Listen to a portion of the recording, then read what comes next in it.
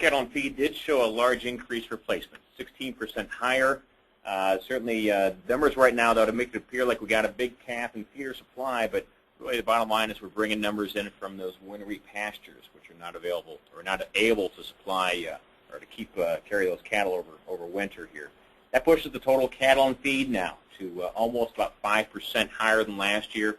This does load up with a few extra cattle lined up between now and more or less July or so. So as far as this report goes, they did load, as I said, a 16% increase in placements in December. Those cattle will be marketed between May and September. So they've added more cattle onto the summer time frame here. So as far as short term, this would appear to be a little bearish type of news.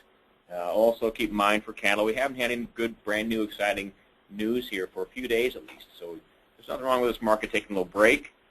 In terms of our overall output, we're still certainly long-term bullish in this market. We'll point out, though, we did get stopped out today in our long position for the cattle. So on that one, a little negative here as far as the cattle goes.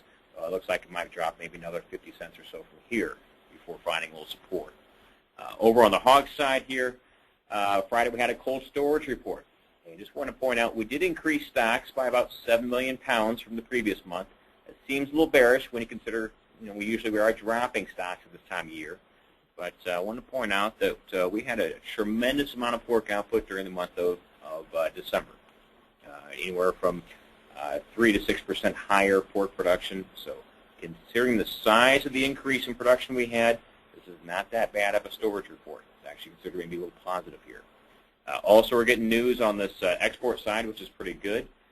The idea that South Korea is potentially buying U.S. pork right now in reaction to that FMD news from last week.